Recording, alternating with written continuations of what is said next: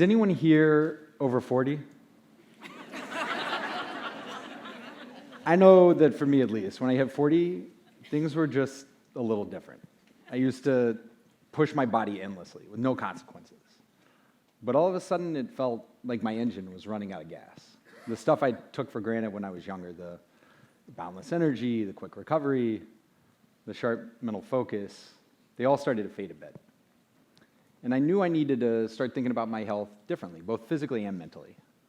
So, like a lot of people before me, I got really into the data. I went and picked up a Whoop band and tried to optimize every little thing. What was my HRV? How much deep sleep did I get last night? Did I keep my workout in my target range for the day? I wanted all the insights because I figured if I could just nail the numbers, I'd be unstoppable. And it didn't stop with my physical health. I started putting numbers next to everything. I published a book, so with my publisher was tracking the sales every single week. I went crazy and created a spreadsheet and started tracking the books I was reading every single week. I sold my company, so I started tracking the return to the investors. Between us, I gave a TEDxAtlanta talk and was on YouTube constantly watching my view count too. Everything I was looking at told me I was on top of the world. But it turned out I wasn't looking at everything that mattered. I didn't realize this until a year later when my wife of 15 years filed for divorce. In that moment, it hit me like a cold wave. I'd become a master at measuring everything I could put a number next to. Well, I just ignored everything else. Everything that I had told myself was most important to me. I was like that drunk man looking for his car keys under the streetlight, not because that's where I lost my car keys, but just because that's where the light happened to be. I had been so focused on everything that had a number next to it, while everything else I left languishing in the dark.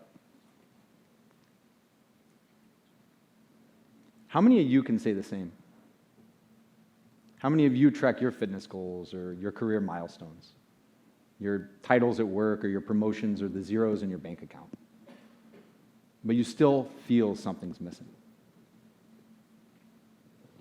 That was me. I was ticking all the boxes. But I was willfully blind to what was most important. You know, we've become a culture completely obsessed with metrics and data. We track our sleep and our steps, our likes and our followers and our friends and our comments. We've turned self-optimization into a true art form. And it seems like everybody's doing it. In the most recent Global Well-Being Report, 9 out of 10 people say they're doing more this year than the year before. But get this, our health isn't getting any better. And most people say they feel burnout from all this extra effort. So how exactly can we be doing more than ever, and we're tracking it more intensely than ever, but we're not doing any better than we were before? I think it's because, like me, we're not focused on the right things. Of those saying they feel burnout, 89% say that loneliness was a contributing factor. Which shouldn't be all that surprising once you realize that over the past 30 years, adults' rates of loneliness have increased more than 5-fold. And in just a 6-year period leading up to COVID, you know, before we legally separated them all from each other, teens' rates of loneliness more than doubled. But maybe you hear this and you're like, guy, it's just loneliness. What's the big deal? Well, yes and no. You know, you probably heard smoking's not very good for you. Well, it turns out for our health, loneliness is the new smoking. Research has shown it has the same impact on our health as smoking 15 cigarettes a day. Harvard researchers have shown that loneliness cuts our lives short to the same extent as alcoholism and obesity. And it's not just the length of our lives, it's the quality of it too. Socially isolated older adults have a 50% greater risk of developing dementia than their more socially connected peers. But the good news is strong social connections can improve our health and well-being. Just 6 hours a week of face-to-face interaction with close friends and family members have been shown to reduce our rates of loneliness and improve our mental health. 5 to 10 meaningful touches a day, like hugs or handshakes, even just a pat on the back, have been demonstrated to boost oxytocin, decrease our anxiety, and improve our mental health. In fact, those that experience regular physical touch see lower rates of depression and physically have stronger immune responses. So why aren't we tracking that? Why aren't we paying attention to the breadth and the depth of our social connections with the same intensity and focus as we do our steps or our likes or our sleep? I think it's because in this hyper-individualistic culture of ours, we've been conditioned to see ourselves as somehow separate from the whole. The message we constantly receive is that if we can just take care of ourselves, hit all our own numbers, tick all our own boxes, everything will be okay. But the truth is, we're social creatures. We're wired for connection. As Kurt Vonnegut put it, we're chemically engineered for it, just like fish are chemically engineered to live in clean water.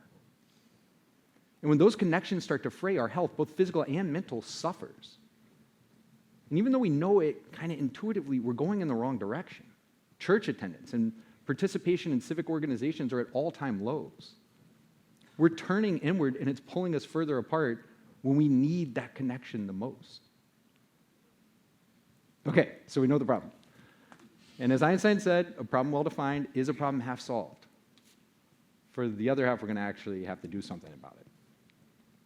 But what? Well, first, we can take the things we're already doing and we make them more social.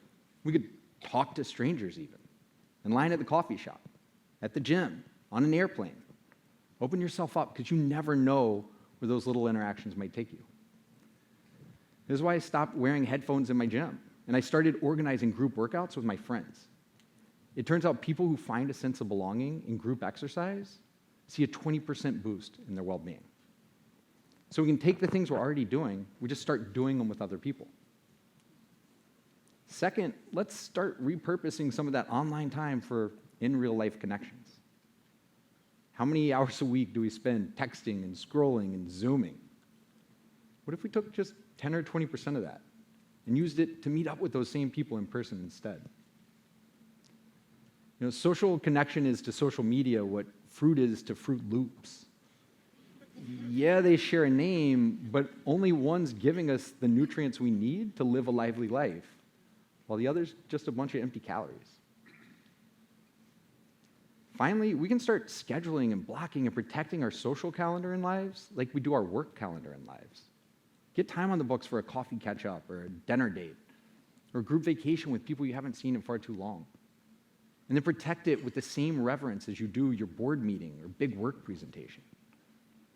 When life gets busy, you're going to thank yourself for prioritizing that face-to-face time. You know, we all say we want better health, both physical and mental. And as a society, we're spending billions of dollars a year chasing it. But at the end of the day, we're missing the third pillar, social connection. The great news is it's available to us right now, and it doesn't cost us anything. Is the single most insightful philosopher of our own time, Taylor Swift, likes to say, the best people in life are free. You know, C.S. Lewis, the author of the Chronicles of Narnia series, he had a rough childhood. He lost his mother at a young age, had dealt with a lot of violence growing up, and it drove him to grief and despair. But he also realized that what was in the past was past. And as he said later in life, you can't go back and change the beginning. But you can start where you are and change the ending. Like Lewis, none of us can go back before today. But every single one of us here has the opportunity, starting right now, to change our future. I learned this the hard way. When my marriage fell apart, I was devastated. I also knew I couldn't go back. I couldn't go change my marriage, my focus on the wrong things. But I could start where I was to build a different future. And I started small. I took my headphones out. I showed up for the relationships that mattered. I engaged with the people around me. And the change in my life has been profound. I'm now more connected. I'm more fulfilled. Honestly, I'm a better version of myself. Instead of gluing my AirPods into my ears and shutting everybody around me out, I now open myself up.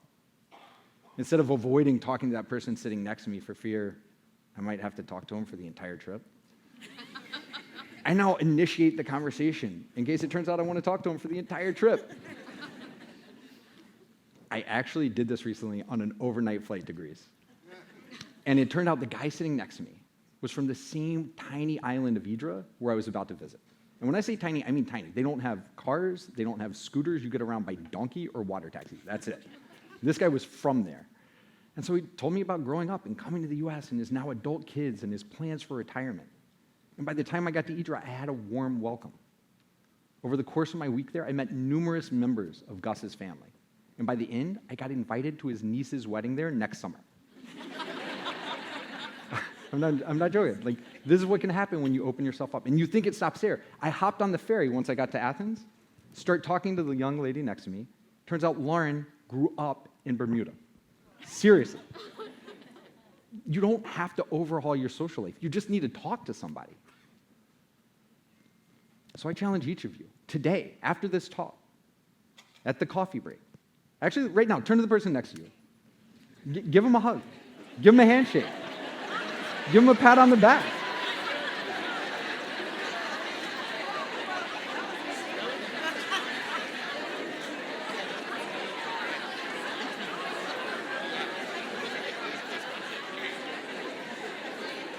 All right, that's great. You got one of your meaningful touches for the day, so you have another 4 to 9 to get in, so you still got some time ahead of you. You know, we're not meant to go through life alone, striving for some kind of solo perfection. None of us wants our legacy to be some dashboard of perfectly curated data. Instead of working to leave behind a trail of numbers, let's focus on building something meaningful and real, because the lives that we touch are going to ripple out far beyond any single data point. In the end, it's not about the numbers. We're all remembered by the impact we have on one another. Thank you.